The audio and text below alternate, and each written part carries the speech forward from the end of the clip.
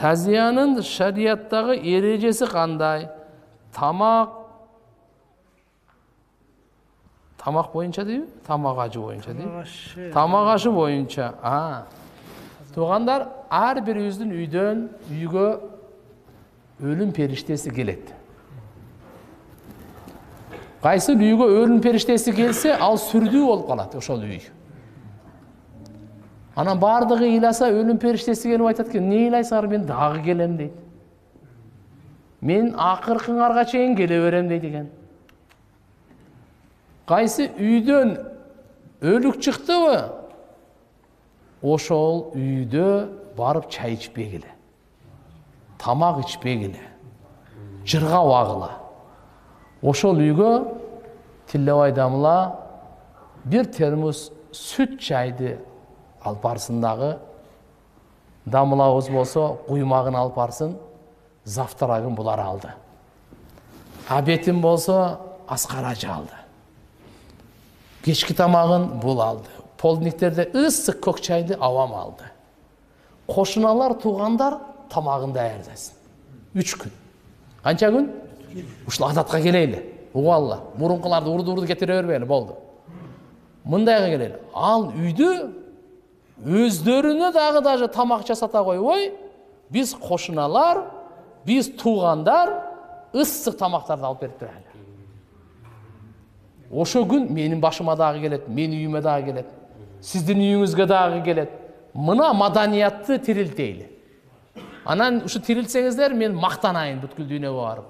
Күлчө мынандай. Күлчөдө мынандай шариятка амал кылгандар дейин. Кылайлыбы, мынакей.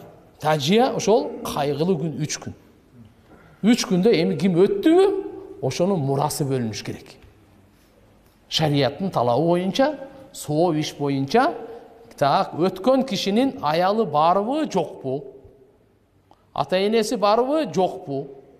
Балдары барбы, жокпу? Негизги мураскор ушулар болот. Күйөөсү же аялы, балдары жана ата-энеси. Ошолорго карап анан ким кетет?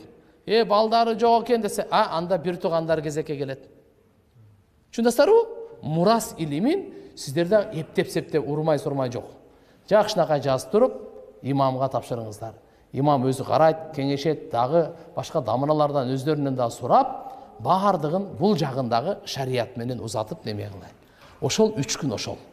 Анан кийин 3 күндөн кийин, эгерде бул эми аш берейин, сооп алайын, ушундай десе, аны тыюу салбагыла. Мейли. Ал дагы бирок карыз алып кыйналбасын. Макулбу? Ошондон кийин иншалла бирөөсү атама дейби, же авама дейби, же иниме дейби, кичинекейге чай берип коем десе, тиги карыз-парыздын бул милдеттүү эмес туугандар. Албетте кичине кан чыгарып коем, чай берип коем, тамак берип коем, аш берип коем десе, мейли. Күнүн дайындабай эле 7-лик, 40, 51, 70 канча, 100, 1 жыл деп андай эмес эле 3 күндөн кийин дайындабастан кайсы пайшамба кыласызбы же жөнөкөй күн кыласызбы, сиздин ыктыярыңызда. Шарият сизди кыйнаган эмес, милдеттендирген эмес. Ал да ушундай кылып койсоңуздар мейли. Бирок садака жарыя кылсаңыздар жакшыраак болот.